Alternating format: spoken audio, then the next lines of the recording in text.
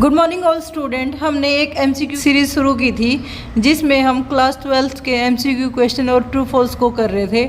उसी सीरीज़ में हम आज चैप्टर 4 को कर रहे हैं, माइक्रो इकोनॉमिक्स 4th चैप्टर।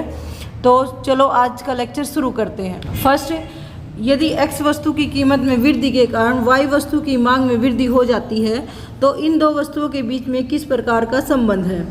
यदि x वस्तु की कीमत में वृद्धि होने के कारण y वस्तु की मांग में वृद्धि हो रही है तो इसका मतलब दो वस्तुओं के बीच में है वो पॉजिटिव रिलेशनशिप है। एक की कीमत के बढ़ जाने से दूसरी वस्तु की जो मात्रा है उसमें भी वृद्धि हो रही है।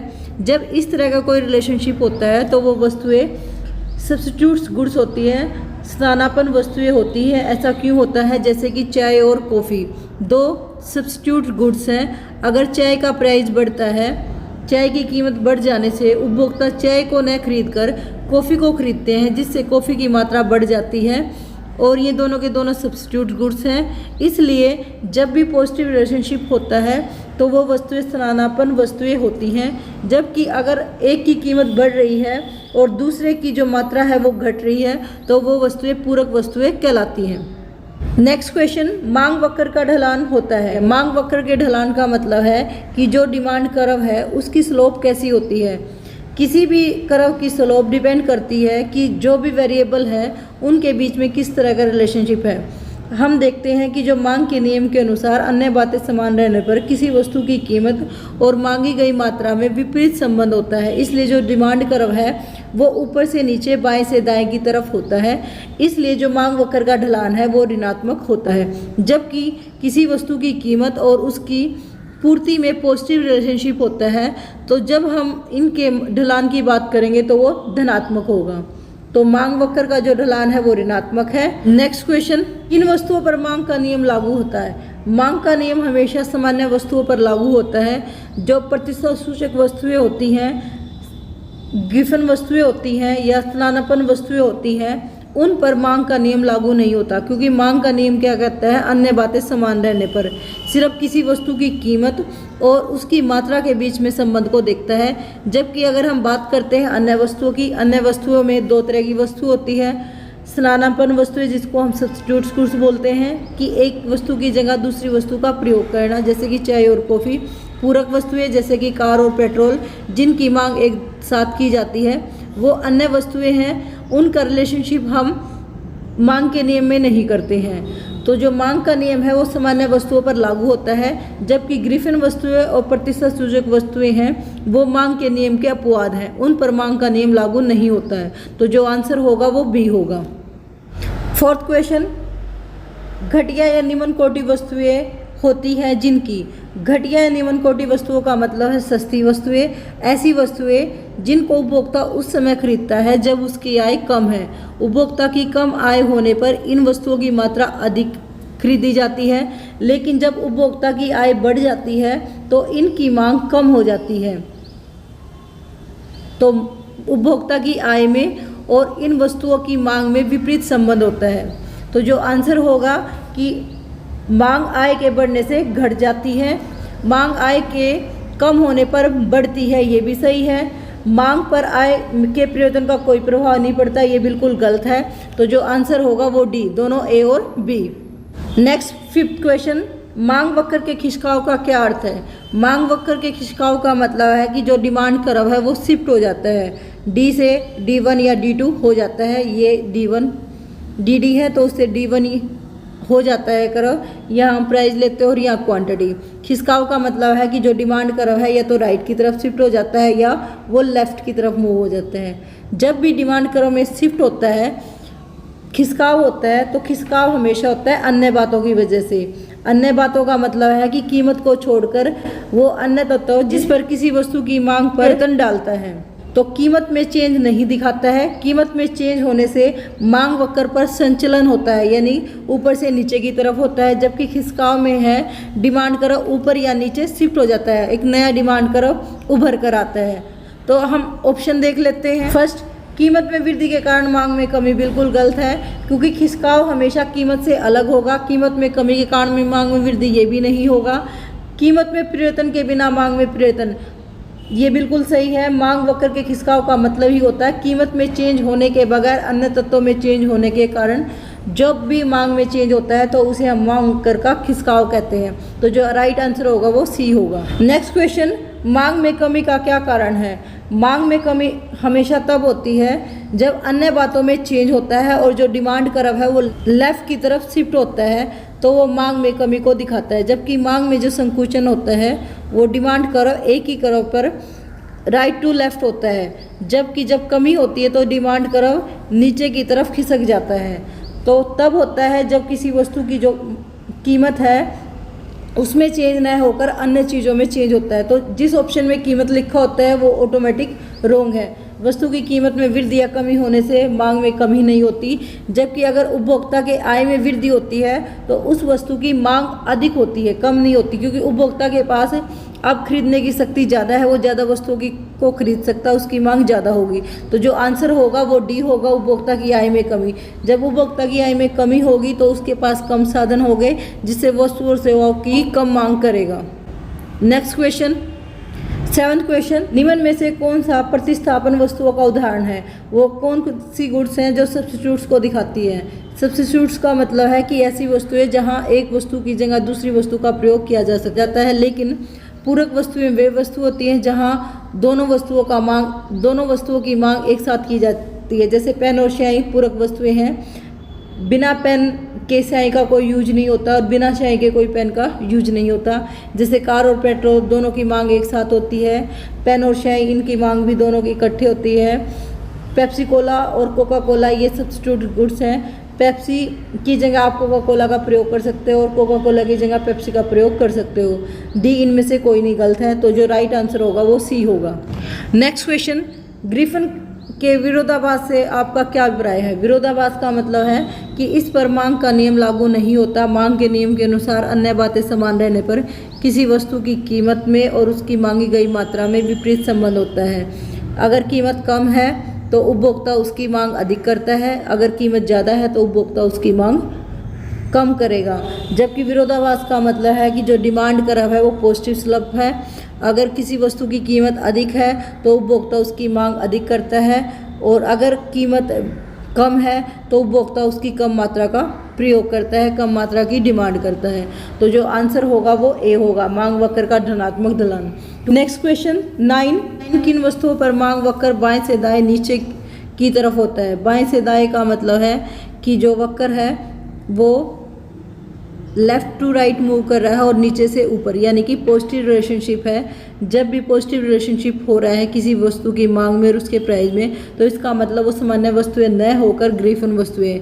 सामान्य वस्तु पर मांग का नियम लागू होता है और मांग का नियम हमेशा नेगेटिव स्लोप को शो करता है। किसी भी वस्तु और उसकी मांगी गई मात्रा में नेगेटिव स्लोप अगर होता है तो वो सामान्य वस्तु है। लेकिन अगर जो वक्र है वो बाएं से दाएं नीचे से ऊपर की तरफ है तो इसका मतलब वो पॉजिटिव रिलेशनशिप है और वो ग्रिफिन पदार्थ होते हैं। नेक्स्ट क्वेश्चन, मांग में वृद्धि का क्या कारण है? मांग में वृद्धि का मतलब है कि जो डिमांड कर्व है वो ऊपर की तरफ शिफ्ट हो जाता है। उपभोक्ता उसी वस्तु की ज़्यादा मात्रा को खरीद सकता है। उसी प्राइस पर उपभोक्ता या तो समान मात्रा को खरीद रहा है, सेम प्राइस पर ज़्यादा मात्रा को खरीद रहा है, जो पहले खरीद रहा था उससे ज़्यादा मात्रा खरीद रहा है, या अधिक प्राइस पर सेम क्वांटिटी खरीद रहा है। मांग में वृद्धि का मतलब है कि समान कीमत पर अधिक मात्रा, जो प्राइस पहले था उस पर आप अधिक मात्रा का प्रयोग कर रहे हो, या कम कीमत पर समान मात्रा, तब हम उसको मांग में वृद्धि कहते हैं। यानी कि या तो कीमत कम हो तब हम अधिक मात्रा का प्रयोग कर रहे हो, या समान कीमत पर अधिक मात्रा। इसलिए जो डिमांड कर्व है वो डी से D1 हो जाता है। तब समान प्राइस यानी कि P पर पहले जो Q मात्रा खरीद रहा था अब वो Q1 मात्रा खरीद रहा है। तो जब वो वृद्धि होती है वो किस वजह से होती है? ऑप्शंस देख लेते हैं कि जो मांग में वृद्धि है वो क्या कारण है। पूरक वस्तु की कीमत में कमी, अगर किसी वस्तु की कमी होती है जैसे पेट्रोल और कार है वो पूरक वस्तुएं हैं, तो एक वस्तु की अगर कीमत में कमी होती है, कार की अगर कीमत कम हो जाती है तो हम कार की डिमांड करना शुरू कर देते हैं, तो साथ साथ पेट्रोल की जो मांग है वो भी बढ़ जाती है। बिल्कुल सही है। उपभोक्ता की आय में वृद्धि, उपभोक्ता की आय में वृद्धि होने से उपभोक्ता के पास अब ज़्यादा संसाधन है, वो ज़्यादा वस्तुओं की मांग कर सकता है, ये भी बिल्कुल सही है। थर्ड, प्रतिस्थापन वस्तुओं की कीमत में वृद्धि। अगर प्रतिस्थापन वस्तु की कीमत में वृद्धि होती है तो ऑटोमेटिक उस वस्तु की जो मांग है वो बढ़ जाती है। तो जो आंसर होगा उपरोक्त सभी। क्वेश्चन नंबर 11, निम्न में से कौन सा सही नहीं है? फर्स्ट, यदि सीमांत उपयोगिता ऋणात्मक हो जाए तो कुल उपयोगिता अधिकतम होकर घटना शुरू हो जाती है। बिल्कुल सही है। जब हम टोटल यूटिलिटी और मार्जिन यूटिलिटी का कर्व बनाते हैं तो जो टोटल यूटिलिटी है वो 0 से शुरू होती है, एक मिनिमम पॉइंट से शुरू होकर मैक्सिमम पॉइंट पर पहुंच जाती है और उसके बाद घटना शुरू कर जाती है। तो जो मार्जिन यूटिलिटी कर्व होती है वो हमारी जब तक टोटल यूटिलिटी बढ़ती है मार्जिन यूटिलिटी घटना शुरू करती है लेकिन पॉजिटिव रहती है। लेकिन जब ये मैक्सिमम पॉइंट को टच करती है टोटल यूटिलिटी तो जो हमारी मार्जिनल यूटिलिटी कर्व है वो उस टाइम पर 0 होती है और उसके बाद वो घटना शुरू कर देती है, यानी कि वो नेगेटिव हो जाती है। तो ये बिल्कुल सही है। बी ऑप्शन, यदि किसी वस्तु की कीमत के घटने से मांग बढ़ जाए तो इसे मांग में वृद्धि कहेंगे। बिल्कुल गलत है, क्योंकि मांग में वृद्धि अन्य बातों की वजह से होती है। ग्रिफिन पदार्थों के लिए आय प्रभाव ऋणात्मक होता है। ये बिल्कुल सही है। ग्रिफिन वस्तुएं क्या होती हैं? निम्न कोटि की वस्तुएं होती हैं जो उपभोक्ता की आय के बढ़ने के साथ साथ घट जाती हैं। जैसे जैसे उपभोक्ता की आय बढ़ती है, अगर हम यहाँ इनकम लेते हैं और उसकी मांगी गई मात्रा में लेते हैं तो उपभोक्ता की आय बढ़ जाने से जो निम्न कोटि वस्तु यानी कि ग्रिफिन पदार्थ होते हैं उनकी मांग कम हो जाती है। उपभोक्ता की आय बढ़ जाने से इनकी मांग कम होती है, क्वांटिटी कम परचेज करते हैं। अगर उपभोक्ता की आय कम है तो इनकी हम ज़्यादा मात्रा का प्रयोग करते हैं। तो ग्रिफिन वस्तुएं एक तरह से निम्न कोटि वस्तुएं होती हैं। सभी निम्न कोटि ग्रिफिन वस्तुएं होती हैं, लेकिन सभी ग्रिफिन वस्तुएं निम्न कोटि नहीं हो सकती। लास्ट ऑप्शन, जब उपभोक्ता को किसी वस्तु के उपभोग की आदत पड़ जाती है तो उसकी मांग कम लोचदार होती है। बिल्कुल सही है। कम लोचदार का मतलब है कि किसी भी वस्तु की कीमत में चेंज होने से उसकी मात्रा पर बहुत कम इफेक्ट पड़ता है, तो वो कम लोचदार होती है। यानी कि अगर कीमत में 10% का चेंज हुआ है तो उसकी मांगी गई मात्रा में जो चेंज होगा वो 10% न होकर उससे कुछ कम परसेंट होगा, तो उसे हम कम लोचदार मांग कहेंगे। तो इनमें से जो रॉन्ग आंसर था वो बी था। 12th, निम्न में से कौन सा गलत है? यदि सीमांत उपयोगिता धनात्मक है तो कुल उपयोगिता बढ़ती है। बिल्कुल सही है। ये अभी मैंने डायग्राम में भी किया था कि जब तक जो टोटल यूटिलिटी है वो बढ़ती है तो जो मार्जिन यूटिलिटी है वो पॉजिटिव होती है। ग्रिफिन पदार्थ पर कीमत प्रभाव धनात्मक होता है। ये भी बिल्कुल सही है, क्योंकि जब किसी वस्तु की जो कीमत है वो बढ़ती है लेकिन उसकी मांग भी बढ़ती है तो उसे हम ग्रिफिन वस्तुएं बोलते हैं। इस पर जो कीमत का प्रभाव होता है वो धनात्मक होता है, और जो किसी वस्तु की प्राइस और क्वांटिटी में जब रिलेशनशिप बनता है अगर वो ग्रिफिन पदार्थ है तो वो पॉजिटिव होता है। 3rd, यदि किसी वस्तु के उपभोग पर आय का कम प्रतिशत भाग खर्च किया जाए तो वस्तु की मांग बेलोचदार होती है। भी बिल्कुल सही है। जैसे नमक है, आय का बहुत कम भाग हम नमक पर खर्च करते हैं, तो नमक की कीमत के बढ़ने या कम होने से उसकी मांग पर जो इफेक्ट पड़ता है वो बहुत कम पड़ता है। लास्ट वन, यदि किसी वस्तु की कीमत के बढ़ने से मांग घट जाए तो उसे मांग में कमी कहते हैं। बिल्कुल गलत है, क्योंकि जो मांग में कमी और वृद्धि होती है वो कीमत में चेंज न होकर अन्य वस्तुओं की वजह से होता है। तो जो आंसर होगा वो डी होगा। क्वेश्चन नंबर 13, कौन सा मांग में वृद्धि का कारण नहीं है? उपभोक्ता की आय में वृद्धि होने से किसी भी वस्तु की मांग में वृद्धि होती है। पूरक वस्तुओं की कीमत में कमी होने से भी मांग में वृद्धि होती है, लेकिन वस्तु की कीमत में जो कमी होती है उसमें मांग में वृद्धि नहीं होती बल्कि मांग का विस्तार होता है। जब भी मांग का विस्तार होता है या संकुचन होता है वो कीमत की वजह से होता है, जबकि मांग में वृद्धि और मांग में कमी अन्य बातों की वजह से होती है। नेक्स्ट क्वेश्चन 14, किन वस्तुओं की मांग वक्र बाएं से दाएं नीचे की ओर झुकी होती है? बाएं से दाएं नीचे की ओर यानी कि ऊपर से नीचे। तो जो सामान्य वस्तुएं होती हैं उनमें जो डिमांड कर्व है वो बाएं से दाएं ऊपर से नीचे की तरफ होता है, और वो वस्तुएं जिन पर मांग का नियम लागू होता है उनको हम सामान्य वस्तुएं कहते हैं। लेकिन अगर ये बोला जाए कि बाएं से दाएं नीचे से ऊपर की तरफ है, इसका मतलब पॉजिटिव रिलेशनशिप है, तो जो आंसर आएगा वो ग्रिफिन पदार्थ आएगा। लेकिन यहाँ बोल रखा है बाएं से दाएं नीचे की ओर, तो जो आंसर है वो ए है। क्वेश्चन नंबर 15, गर्मी के मौसम में आइसक्रीम का मांग वक्र शिफ्ट होता है। गर्मी के मौसम में जो आइसक्रीम है उसकी डिमांड बढ़ जाती है, तो जो डिमांड कर्व होगा वो हमारा राइट की तरफ मूव करेगा, क्योंकि सेम प्राइस पर अब उस वस्तु की ज़्यादा मात्रा को खरीदेंगे।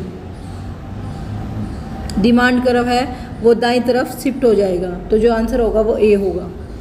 नेक्स्ट, जूते व जराब की मांग कहलाती है। जूते और जराब दोनों की मांग एक साथ की जाती है। जब दो वस्तुओं की मांग एक साथ की जाती है तो उनको हम पूरक वस्तुएं कहते हैं।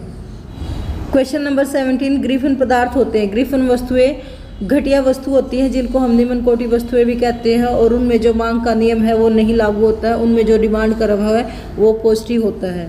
प्राइस और क्वांटिटी के बीच में पॉजिटिव रिलेशनशिप पाया जाता है ग्रीफन वस्तुओं में। क्वेश्चन, ग्रीफन पदार्थ होते हैं। ग्रीफन पदार्थ घटिया वस्तु या निम्न कोटि वस्तुएं होती हैं जिन पर मांग का नियम लागू नहीं होता। इनके बीच में किसी वस्तु की कीमत और उसके जो प्राइस में है उनमें पॉजिटिव रिलेशनशिप होता है कि जैसे जैसे उस वस्तु की जो मांग है वो कीमत के अकॉर्डिंग बढ़ती चली जाती है, उन पर मांग का नियम लागू नहीं होता है। नेक्स्ट, निम्नलिखित से कौन सी जोड़ी प्रतिस्थापन वस्तुओं का उदाहरण है? प्रतिस्थापन वस्तु ऐसी वस्तु है जहां एक वस्तु की जगह दूसरी वस्तु का आप प्रयोग कर सकते हो। कार और पेट्रोल पूरक वस्तुएं हैं, इनका प्रयोग एक साथ किया जाता है। कॉफ़ी और दूध, ये जो वस्तुएं हैं इनका भी एक साथ प्रयोग किया जाता है। लिम्का और पेप्सी कोला, ये दोनों सब्स्टिट्यूट गुड्स हैं। पेप्सी कोला की जगह आप लिम्का का यूज कर सकते हो क्योंकि ये दोनों के दोनों हैं वो पेय पदार्थ हैं। जो आंसर होगा वो सी होगा। नेक्स्ट क्वेश्चन, कार और पेट्रोल की मांग कहलाती है। अभी हमने देखा जो कार और पेट्रोल है वो पूरक वस्तुएं कहलाती हैं। लास्ट क्वेश्चन, ग्रीफन वस्तु की स्थिति में मांग वक्र कैसे होता है? ये कई बार कर चुके हैं। जो ग्रीफन वस्तुओं में जो मांग का वक्र होता है वो धनात्मक होता है। अब हम करेंगे सत्य असत्य, ट्रू फॉल्स बताइए। मांग और आवश्यकता शब्दों का प्रयोग अर्थशास्त्र में एक दूसरे के लिए किया जाता है, असत्य है। मांग और आवश्यकता दोनों अलग अलग चीज़ें हैं। आवश्यकता का मतलब है कि आपके पास पैसा है और आपके पास इच्छा है लेकिन आप पैसे खर्च करने के लिए तैयार नहीं, तो वो आवश्यकता कहलाती है। जबकि मांग का मतलब है कि आपके पास धन भी है, आपके पास उसको खरीदने के लिए इच्छा भी है, धन भी है, आवश्यकता भी है और आप उसको खरीदने के लिए तैयार भी हो। सेकंड, ग्रीफन वस्तुएं मांग के नियम के अपवाद है, बिल्कुल सत्य है। मांग के नियम का अपवाद का मतलब है कि यहाँ मांग का नियम लागू नहीं होता है। थर्ड, किसी वस्तु की कीमत में वृद्धि न होने से जब उसकी मांगी गई मात्रा कम हो जाती है तो उसे मांग में कमी कहते हैं। ये भी सही है क्योंकि कीमत में चेंज नहीं हो रहा है लेकिन फिर भी जो उसकी मात्रा है वो कम हो रही है तो उसे हम मांग में कमी कहते हैं। मांग में कमी का मतलब है कि किसी भी वस्तु की जो मात्रा है उसमें कमी आ रही है लेकिन उसके प्राइस में वृद्धि नहीं हो रही है। जो एक कमी हो रही है वो अन्य बातों की वजह से हो रही है। अन्य बातें संबंधित वस्तुओं की कीमत में चेंज होने की वजह से भी हो सकता है, उपभोक्ता की आय में भी चेंज होने से हो सकता है या उपभोक्ता के टेस्ट में चेंज होने से भी हो सकता है। नेक्स्ट, सेब की कीमत कम होने पर उपभोक्ता उसकी अधिक मात्रा खरीदेगा। सेब की कीमत कम हो जाती है और उसकी अधिक मात्रा खरीदता है तो मांग के नियम के अनुसार ये सत्य है।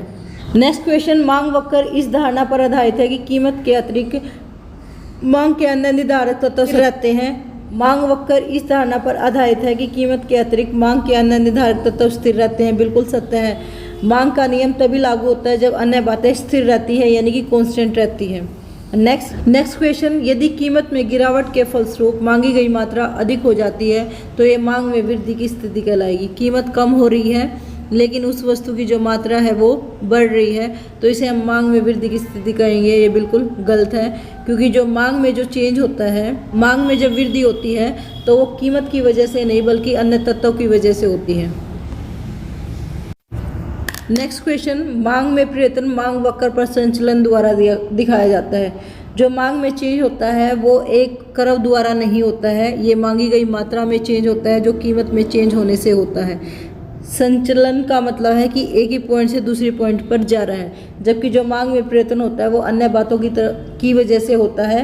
इसमें जो डिमांड कर्व है वो ऊपर की तरफ या नीचे की तरफ मूव करता है। इसको हम डिमांड कर्व की शिफ्टिंग बोलते हैं। D1 है वो या तो ऊपर की तरफ मूव करता है या नीचे की तरफ मूव करता है। तो मांग में जो परिवर्तन है वो मांग वक्र पर संचलन नहीं कहलाता बल्कि शिफ्टिंग, खिसकाव कहलाता है। नेक्स्ट, स्थानापन्न वस्तुओं कीमत में वृद्धि से मांग में वृद्धि का कारण होती है, बिल्कुल सही है। फर्स्ट क्वेश्चन भी यही था कि एक वस्तु का जो प्राइस है वो बढ़ जाता है जबकि दूसरी वस्तु की जो मात्रा है वो भी बढ़ जाती है। तो जब ऐसी सिचुएशन आती है तो उसे हम स्थानापन्न वस्तु यानी कि सब्स्टिट्यूट गुड्स बोलते हैं, जैसे कि चाय और कॉफ़ी। अगर चाय का जो प्राइस है बढ़ जाएगा तो हम कॉफ़ी की जो डिमांड है वो ज़्यादा करने लग जाएंगे। नेक्स्ट, सामान्यतः मांग वक्र का ढलान ऋणात्मक होता है, बिल्कुल, क्योंकि ज़्यादातर जो वस्तु होती है वो सामान्य वस्तु होती है और सामान्य वस्तुओं पर मांग का नियम लागू होता है। और मांग का नियम लागू होने का मतलब है किसी वस्तु की मात्रा और उसके जो प्राइस है उनमें नेगेटिव रिलेशनशिप होता है अगर अन्य बातें समान रहती हैं तो ये जो आंसर होगा बिल्कुल सत्य होगा। लास्ट, ग्रिफिन वस्तुओं पर मांग का नियम लागू होता है, बिल्कुल गलत है। ग्रिफिन वस्तु ऐसी वस्तुएं होती हैं जो जिन पर मांग का नियम लागू नहीं होता, ये मांग के नियम के अपवाद होते हैं। तो आज के लिए इतना ही, धन्यवाद।